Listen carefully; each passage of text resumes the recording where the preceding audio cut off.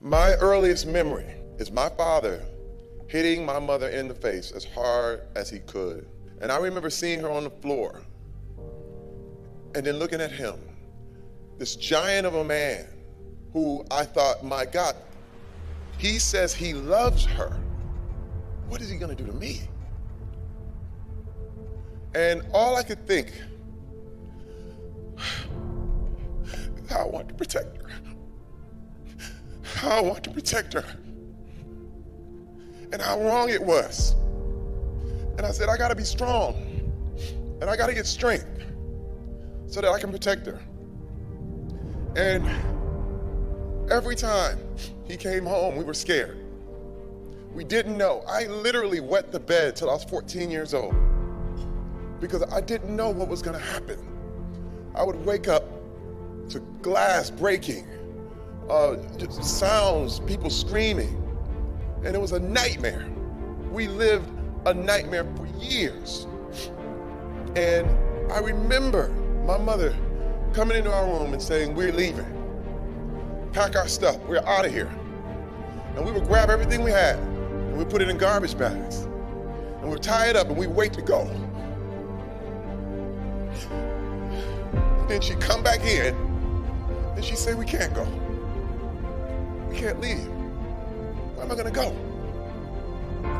And I just remember feeling like, let's go anywhere. I don't care. We could be at the street. But she couldn't do it. And he went on, terrorizing us forever.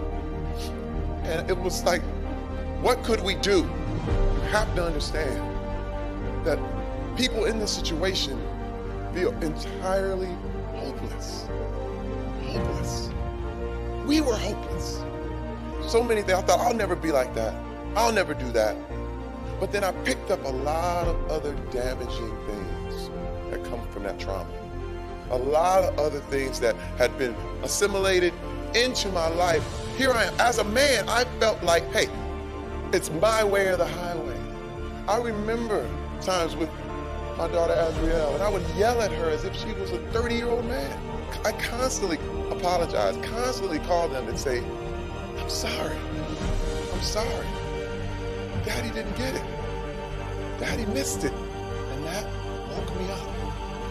It woke me up. It was this catalyst that changed my life forever. Because here I was, a very successful man. Very successful. But what you have to realize is that success is the warmest place to hide. It does not matter what you look like. It doesn't matter. Anyone, anywhere can be victimized. And no man, woman, or child should ever put up with being treated as less than a human being, ever. How did we get that far off? When people are looking the other way, when the whole thing is geared where you can't ask for help, or you are gonna lose your job. Or if you bring it up, how in the world are you gonna afford an attorney in order to fight this case? You need three things in order to come forward with a lot of your damage and the things that's happened to you. You need distance emotionally, you need distance financially, and you need distance physically. Coming out with your story is probably one of the hardest things ever. And this is one thing I love about what Safe Horizon provides. It's a safe haven, this place to go, the services that people need. And I'm telling you, this is my calling.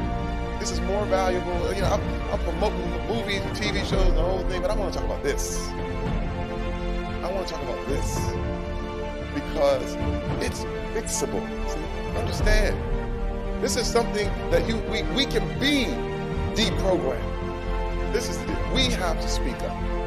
You can see it, but you have to show people you are changing the world. Kids at school called me Eddie Spaghetti. That wasn't fun. Say, Eddie Spaghetti, your meatballs are ready. That's what they would say. That's how they tease me. The jerk that started this lived right next door to me. Little Ray Ray. This little punk. And one day, we got in a little scrape behind the cars in the driveway. And Ray Ray kicked my ass pretty good. Pretty damn good. To the point where I ran away from him crying. And my mom was on the porch. Oh my gosh, what happened? Mama, Ray Ray, he slammed me, punched me in the face. Oh, come here, sweetheart. remember, come here, baby. We're in the kitchen and she's hugging me. And it's okay. He's a bad boy. His daddy's been in jail like 3 times. We're not that kind of family. They're mean, right? He's a bad man. And I can hear. Here comes Big Ed down the hallway. I can hear him. I'm thinking he's going to give me a big hug too, right? My dad's, what the hell's going on in here?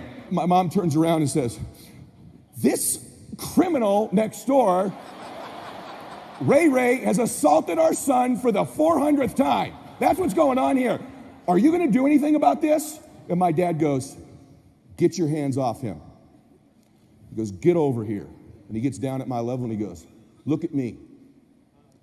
You are leaving this house and you are going back over there and you are kicking his ass. You understand me? No, Dad, he always kicks my butt. And I walk over to their porch, which is like 3 steps from ours. And I knock on the door, their screen, and Big Ray all tatted up, no shirt on. He's through the screen. What's up, Eddie? I said, Big Ray, my dad says I have to come over here and kick Ray's ass or I can't come home for dinner. So, and Big Ray goes, I like that kind of party. Let's get him. I'm serious. I hear him at the door. Ray. That's all he yells. Ray, get over here. Little bulldog comes running up. Right? He goes, hey, little Eddie wants another piece. And little Ray goes, let's do this. I'm like, oh, crap. And we got up there and Big Ray goes, you get there, go. And Ray came at me. And by some force of sheer blessing from God, I got this little dude in a headlock and I'm giving him, my dad used to give me noogies. Remember noogies? So I didn't really know how to hit him, but I'm noogieing the hell out of this kid's head. Noogies. Just noogies. And so finally, I kicked his ass. Right? No.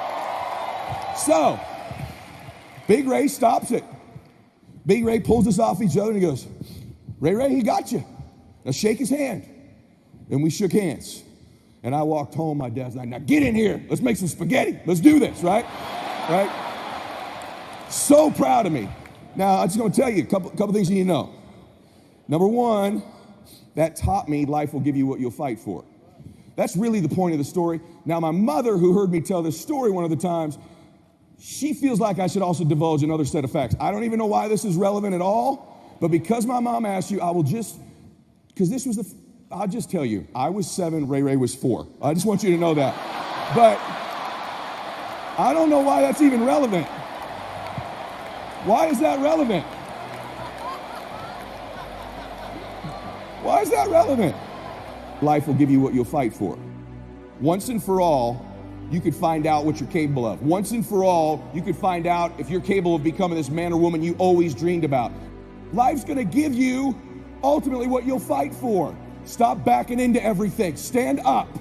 Bow your back a little bit. Start to walk a little different. Start to be that best version of you. You can do it in your quiet way. You can do it the way you do it, but somehow they got to look at you and go, okay, I won't monkey with that one. In your life, you're going to get what you tolerate. So what's the decision?